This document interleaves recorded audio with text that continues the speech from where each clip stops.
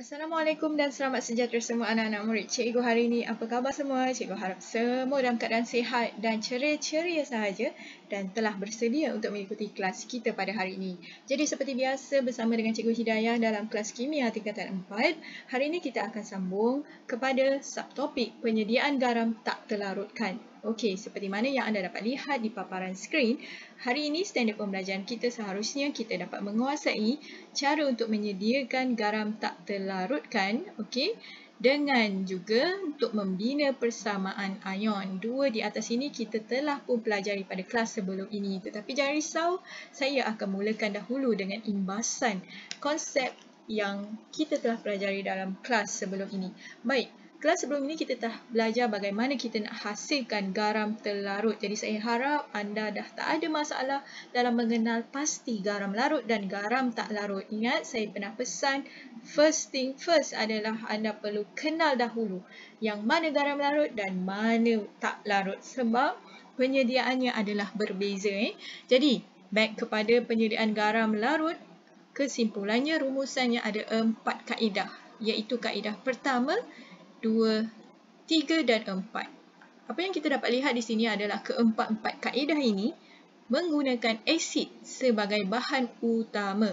Okey, so ingat lepas ni untuk menyediakan garam larut mesti akan ada asid. Cuma untuk tindak balas pertama dia adalah tindak balas di antara asid dan alkali.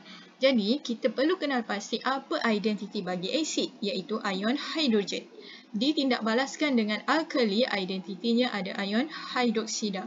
So, kita just fill in the blanks. Bagi asid adalah N ionnya, manakala bagi alkali adalah cat ionnya, bergantung kepada apakah garam larut yang nak dihasilkan.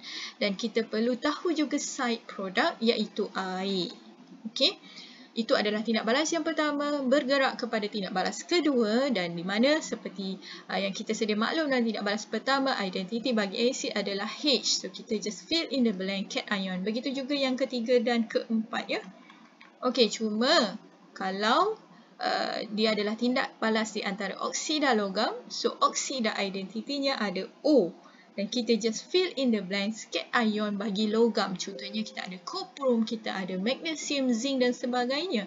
Dan hasil utama sudah semestinya garam larut dan juga sama seperti mana tindak balas yang pertama iaitu air. Okey, untuk tindak balas yang ketiga, asid juga ditindakbalaskan dengan logam reaktif. Jadi yang dimaksudkan dengan logam reaktif dia berdiri secara sendiri. Contohnya magnesium, zinc, plumbum dan sebagainya yang mana wujud dalam keadaan pepejak. Dan hasil utamanya sudah semestinya garam larut tetapi side-nya berbeza dengan tindak balas 1 dan 2 di mana dia tidak menghasilkan air, sebaliknya dia menghasilkan gas hidrogen. So di sini akan wujudnya ujian gas. So ingat lagi ujian gas macam mana ya. Okey, kemudian yang keempat adalah tindak balas di antara asid dan logam karbonat. So logam karbonat identitinya ada ion karbonat. So cat ion kita fill in the blank cat ion bagi logam. Contohnya kita ada kalsium karbonat dan sebagainya lah. Bergantung kepada garam larut yang nak dihasilkan. Dan tindak balas yang keempat, dia ada tambahan side lebih daripada tindak balas pertama, 2 dan 3. Di mana kalau kita nampak ada ion karbonat, maka akan terhasillah gas karbon dioksida dan juga air. Okey. So perlu ingat dan dikenal pasti di sini hasilnya dan juga bahannya. Okey. So itu apa yang kita telah pelajari sebelum ini dan ingat lagi teknik akronim Papa suka tidur bawah katil. Ini adalah rumusan ringkasan eksperimen yang terlibat dalam penghasilan garam larut. Baik, seterusnya ya, kita nak lihat hari ini pembelajaran kita adalah sebenarnya penyediaan garam tak terlarut. Garam tak terlarut boleh dihasilkan dengan tindak balas yang kita namakan sebagai tindak balas penguraian ganda 2. Baik, kita kenali dahulu apa dia penguraian ganda 2. Penguraian ganda 2 ini adalah sebenarnya campuran di antara dua garam larut untuk menghasilkan garam tak larut. Okey. Dan dia ada side product iaitu garam larut. Tapi jangan risau, ini sebagai side sahaja. Kita punya main product adalah garam tak larut ini. Okey. Alright. So, contohnya teknik untuk kita kenal pasti apa dia bahan yang kita harus gunakan. Ini in case kalau dalam soalan dia beri kebebasan kepada anda untuk menggunakan apa sahaja jenis bahan yang sesuai dan diberi garam tak larut yang nak dihasilkan. Contoh, kita ada garam larut PbCl2. Okey, katalah soalan. Sila kenal pasti apakah bahan yang kita perlu gunakan dalam tindak balas penguraian ganda 2 untuk menghasilkan PbCl2. Kita tahu PbCl2 itu adalah sejenis garam tak larut ya. Ni ion klorida dia PAH. Okey, so dia adalah garam tak larut. So ingat balik penggunaan teknik cerai. Okey, so kita ceraikan ion-ion yang ada. So, dia ada ion Pb. Okey, pisahkan dengan plus. Dekat situ, kita ada ion klorida. So, kita fill in the blanks. Okey, nak fill in the blanks, kena hati-hati take note. Ingat, penguraian ganda 2 melibatkan garam larut. So, untuk Pb yang pertama, ini adalah kita nak masukkan anion. Okey, iaitu bercas negatif. So, ingat lagi anion dalam senarai yang kita dah belajar ada 4. Okey. So, kita pergi kepada kategori garam larut. Jadi, dalam garam larut, saya dah cuba senaraikan. Nitrat, kita ada klorid, kita ada sulfat. Ingat lagi. So, pilih yang nak selamat, pilih semuanya larut. Tak kisahlah dia pair, berpasangan dengan apa jenis cation, dia akan larut. So, pilih nitrat untuk selamat. So, kita pilih, kita tulis dekat sini nitrat. Fill in the blanks. Okay, ini in case saya ingatkan lagi sekali sekiranya soalan beri anda kebebasan. Baik, untuk di sini kita perlu fill in the blanks bagi cation dengan kata lainnya charge positif. So, untuk charge positif, sekali lagi pilih selamat di mana kesemuanya kalau kita tuliskan, dia akan larut. Iaitu, yang anak. So, anak tu saya nasihatkan utamakan natrium dan kalium. Pilihan terakhir baru amonium. So, katalah saya letak sini Na. So, anak ni tak kisah anda pair dengan apa jenis anion pun dia akan larut. So, selamat untuk kita. So, NaCl. So, kita dah tahu di sini plumbum nitrat apabila kita campurkan dengan natrium chloride atau natrium klorida, kita akan hasilkan plumbum 2 klorida dan side dia maksudnya leftover. So, untuk menghasilkan plumbum klorida, kita dah ambil plumbum dan juga ion chloride. So, leftover ada ion nitrat dan natrium. So, kita tulis dengan cation dahulu. So, tinggallah natrium nitrat. So, ini yang kita panggil side product garam larut. Tetapi jangan risau, ini kita punya main product, iaitu garam tak larut. So, inilah yang kita namakan sebagai penguraian ganda 2. Tindak balas penguraian ganda 2. Okay? So, daripada sini anda akan seimbangkanlah persamaan ini. So, contohnya dekat sini kita ambil Cl ni ada 2 kita nampak. So, kita kena adjust di bahagian perkali. So, bila 2 Na sini berubah, maka kita kena letak sini 2 juga. So, nitrat dah 2. Okey, so ini adalah persamaan seimbangnya. So, itu yang dimaksudkan dengan tindak balas penguraian ganda 2. Perlu faham konsep ini untuk anda memahami secara teknikal. Bagaimana kita nak hasilkan secara dalam makmal. Okey, so ini sebenarnya apa yang telah saya terangkanlah. Okey, secara rumusannya penguraian ganda 2 ini anda perlu kenal pasti dahulu ion-ion yang terdapat dalam garam tak terlarut yang nak dihasilkan. Seperti mana yang saya dah terangkan tadilah. Okey. So ini adalah gambar rajah di mana ringkasan bagi penyediaan, kaedah penyediaan garam tak terlarut dengan tindak balas penguraian ganda 2. Okey, kalau kita dapat lihat ia agak mudah berbanding dengan cara nak sediakan garam larut. Di mana kalau garam larut kita guna teknik Papa suka tidur bawah katil. Dia perlu dipanaskan dahulu asid tersebut. Tetapi untuk penguraian ganda 2, dia hanya bermula daripada tidur bawah katil. Okay, di mana tidur itu mewakili turas, B bawah mewakili bilas, katil mewakili kering. Dia tidak terlibat dengan Papa suka. Tak ada, sebab dia tak ada elemen pemanasan dekat situ. Kalau kamu nampak simple sahaja, just campurkan kedua-dua bahan dan terhasil terus mendakkan, turaskan mendakkan yang kita ambil di atas kertas turas, bilaskan untuk menyingkirkan sisa benda asing dan kering dengan cara menekapkan. Okey, 2 kertas turas. Okey. So, untuk contoh ini kalau kita dapat lihat, dia adalah tindak balas untuk menghasilkan barium sulfat. Cuba kita uji. Kita nak tengok teknik yang saya dah tunjukkan. So, kita dah tahu, okey, garam yang kita nak hasilkan adalah barium sulfat.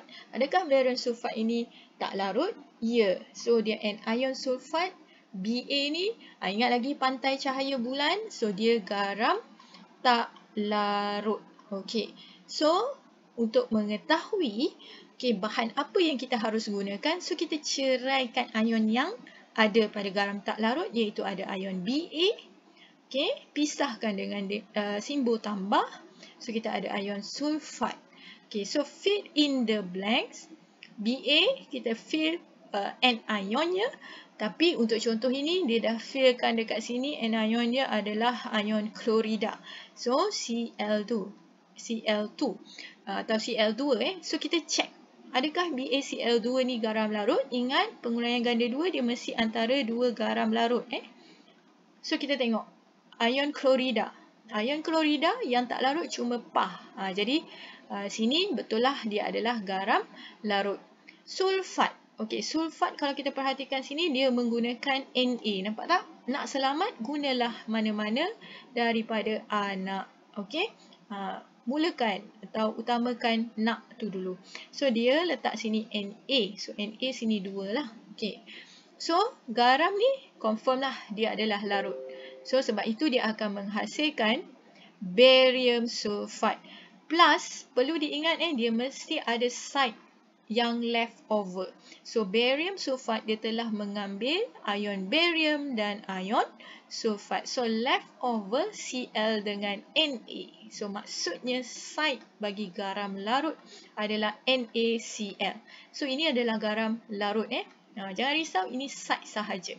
Ini adalah main yang kita ambil. Okey?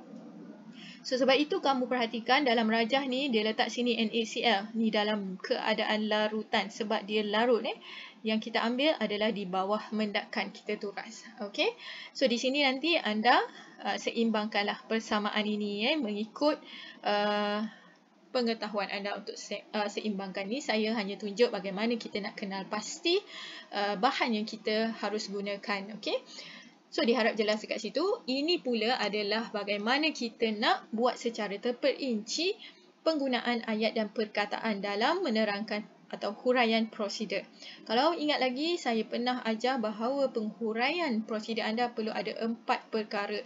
Di mana satu perbuatan, yang kedua adalah isi padu, yang ketiga kepekatan, apa dia, ni sebagai satu perkara lah. Okey, kemudian apa dia bahan, kena nyatakan nama dia. Dan yang keempat adalah ke mana, dengan kata lainnya adalah radas. Okey, nampak ada perkataan tuang, berapa sentimeter padu, kepekatannya berapa, apa dia, bahannya, ke mana. Okey, radas ini mesti yang logik. Okey, so kalau kat sini 20 cm padu, takkanlah kita nak guna pipet. So, kita guna bikar. Okey, so nampak tak? Dia just campur dan terhasil mendakkan, turas, bilas, kering. Tidur bawah katil. Okey, so senang sahaja. So, yang lain-lain tu anda lengkapkan sahajalah. Okey. So, ini adalah merupakan perbincangan. Jadi, untuk latihan, anda boleh jawab soalan 1, 2 dan juga 3 di dalam buku latihan. Okey, jawab 1, 2 dan 3. Okey, next. Okey, seterusnya ini adalah sebenarnya dia tunjukkan bagaimana nak membina persamaan ion. Kalau kamu ingat lagi, kita pernah pelajari persamaan ion. Persamaan ion ni dengan kata lain, kita hanya menunjukkan ion-ion yang terlibat. Nama pun ada istilah ion. So, kita mesti menunjukkan ion yang bercas. Yang mana kalau kita lihat kepada persamaan kimia, tak semuanya harus ditunjukkan. Contoh, kalau kita nak hasilkan garam tak terlarut, main produk dia adalah garam tak larut ini. So, hanya fokus kepada sini. So, dalam penghasilan garam tak terlarut barium sulfide, yang terlibat adalah ion Ba2+ dan ion SO4 2-. Jadi, ini sahaja ion yang perlu ditunjukkan. Yang lain sebagai penumpang atau hanya side sahaja. So, kita tak perlu tunjuk. Jadi, sebab itu kalau kamu perhatikan persamaan ionnya adalah Ba2+ plus SO4 2- menghasilkan BaSO4 sebab ini adalah main produknya. Yang lain ini sebagai side. So, kita tak tunjuk. Okey, semua ni side. Okey, so itu adalah persamaan ion. Jadi, awak punya latihan sekali lagi adalah soalan 1A sahaja. 1A sahaja. Okey, next. Okey, seterusnya apabila kita telah pelajari kaedah penguraian ganda 2, seterusnya adalah kaedah perubahan berterusan. Sebenarnya ini juga adalah penghasilan lanjutan daripada penguraian ganda 2, iaitu nak menghasilkan garam tak larut. Cuma dia adalah khusus untuk membina persamaan ion. Okey, secara ringkasnya saya nak buat satu ringkasan lah senang cerita. Apa yang dibuat dalam eksperimen ini adalah di mana kita ada dua larutan. Yang mana kita tahu nak menghasilkan garam tak terlarut melalui teknik penguraian ganda 2, kita ada dua garam larut. Okey. Maka kita akan hasilkan garam tak larut. Betul. Okey, so garam larut ni, okey, salah satu daripadanya kita akan tetapkan atau dengan kata lainnya malarkan isi padunya. Okey, so kalau kamu nampak dekat rajah sini, okay, kita ada tabung uji kan. Kalau kamu perhatikan kita ada 1 sampai 8 ni, nampak tak paras larutan A sama. Okey, so kita ada paras sama, maksudnya isi padunya itu kita tetapkan. Okey, katalah 5 cm, semua larutan A 5 cm. Okey. Cuma yang kita ubah-ubahkan adalah isi padu larutan B, garam larut yang kedua. Contoh ni 1, ni A, okey, ni B. Okey. Isi padu bagi garam larut B yang kita ubah-ubahkan. Okey, sebab apa? Sebab kita nak kenal pasti, okey, mendakan yang terbentuk dan kita ukur ketinggian mendakannya. Dan apa yang kita dapat lihat adalah akhirnya kita akan nampak begini. Yang warna kuning tu adalah mendakannya. So, kita nampak di sini, mendakan itu sebenarnya adalah merupakan garam tak larut. Sebab itu dia dalam bentuk mendakan.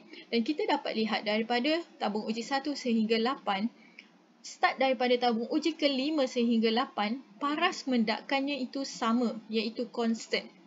Ini memberitahu kita bahawa pada ujian atau uji kaji di tabung uji ke-5 ini, itu menunjukkan bahawa tindak balasnya itu telah pun lengkap.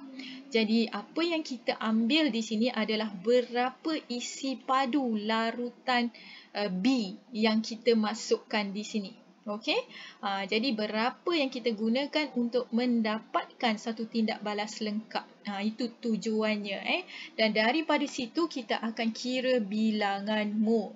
Sebab kita nak kira adalah, kita nak tulis, tentukan adalah persamaan ion. Sebab dalam setiap persamaan yang pentingnya adalah bilangan mol.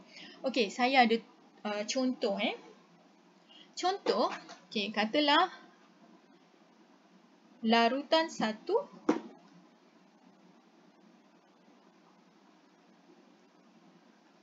adalah plumbum nitrat. Okey, yang dimasukkan sini adalah plumbum nitrat. Dan larutan kedua yang konstan di dalam tabung uji yang kita tetapkan, okey, setiap satu tu adalah kalium iodida. Okey, dan saya tetapkan dah di sini, dia punya kepekatan plumbum nitrat adalah 1.0 m dan kalium iodida ini juga adalah 1.0 m. Okey, dan isi padu oleh kerana dia tetap, dia 5.0 cm padu. Okey, cuma plumbum nitrat ni saja yang kita ubah-ubahkan. Katalah daripada sini 0.5, sini 1, sini 1.5, sini 2, sini 2.5, 3, 3.5, 4. Ini adalah isi padu iaitu dalam unit sentimeter padu. Baik, dekat mana kita nak guna? Okey, cuba kita lihat, kita cuba buat persamaan kimianya dahulu. Okey, so oleh kerana dia melibatkan plumbum nitrat, okey, bila ditindak balaskan dengan kalium iodida, okey, nitrat, ada ion nitrat. Okey, so dia garam larut. Ada K, anak, dia garam larut. So garam larut campur garam larut, dia akan hasilkan garam tak larut. Okey, iaitu plumbum iodida plus leftover K dan nitrat. So K NO3 ni garam larut sebab ada anak dekat sini. Okey, so di sini nanti awak akan balance lah. Sini ada 2, so sini 2. Okey, so balance dekat situ. So, kat mana kita nak gunakan maklumat-maklumat yang kita dapat daripada eksperimen? So, kita dapati dekat sini, okey, ujian yang kelima ini, kita dapati dia dah mula konstan. Dia punya hasil mendakan, paras mendakan. So, kita akan ambil isi padu plumbum nitrat yang kita gunakan iaitu 2.5 cm padu. Jadi, dari situ kita akan dapatkan bilangan mol ion plumbum. Ingat, ini adalah untuk pembentukan persamaan ion. Jadi, garam tak larut ni main produk PbI2. Ingat, kita hanya akan melibatkan ion yang utama sahaja. Okey. So, ion plumbum 2+, kita tahu formulanya adalah MV per 1000. Okey, so kita gantikan M oleh kerana tadi kita menggunakan 1.0. Okey, darab V. Okey, pada tabung uji kelima, V-nya adalah 2.5 bahagi 1000. Okey, so kita kira kita akan dapat 0.0025 mol. Okey, itu bilangan mol ion Pb2+ daripada eksperimen. Next, kita akan kira pula bilangan mol ion iodida. Satu lagi ion iodida. Sama menggunakan rumus MV per 1000. M-nya adalah 1.0. V-nya oleh kerana dia malar 5.0 ni. Okey, 5.0 bahagi 1000. Okey, so kita akan dapat 0.005 mol. Daripada itu, kita akan bina ayat stoikiometri. Dah belajar. Maksudnya di sini adalah, ini daripada eksperimen. So, kita bina ayat 0.0025 mol ion Pb2+ bertindak balas lengkap. Okey, sebab apa kita tahu bertindak balas lengkap? Daripada sini kita nampak dia konstan. Bertindak balas lengkap dengan 0.005 mol ion iodida. Right. So, daripada situ baru kita akan dapatkan 1 mol ion Pb2+ bertindak balas lengkap dengan berapa mol ion iodida. So, 1 mol, ni kemahiran matematik lah ni. Bagaimana kita nak dapatkan 1 mol ion Pb2+ akan bertindak balas, okey, dengan, baik, di sini sila take note, perhatikan bagaimana kita buat. So, cara untuk dapatkan 1, okey, berapa 1 mol bertindak balas dengan berapa mol ion iodida. 0.05 bahagi 0.025 sebab kita nak dapatkan 1 Jadi kita akan dapat nilai dia adalah 2 mol ion Aidida. Okey, so kita nampak perkaitannya 1 mol akan bertindak balas dengan 2. So dari situ baru kita tuliskan persamaan ion daripada stoichiometri. So Pb2+, Pb2+. Oleh kerana 1, jadi kita tak tulis apa-apa di bahagian perkali. Bertindak balas dengan 2. So kita tulis 2 sebagai perkali ion Aidida. So akan menghasilkan main produk adalah garam tak larut plumbum Aidida. Nampak? Inilah dia fungsi kita buat kaedah perubahan berterusan. Walaupun sebenarnya kita dah belajar teknik persamaan ion, macam mana kita nak balance, tetapi ini dari segi teknikal persamaan kimianya. Bagaimana kita menggunakan secara eksperimen. Okey, so diharap dengan penerangan itu, ia jelas menerangkan dan memberi kefahaman apa dia sebenarnya atau bagaimana untuk menghasilkan garam tak larut melalui kaedah penguraian ganda 2 dan apakah fungsi untuk kita buat kaedah perubahan berterusan. Baik, untuk latihan tambahan juga, hanya buat soalan pertama, kelaskan yang berikut.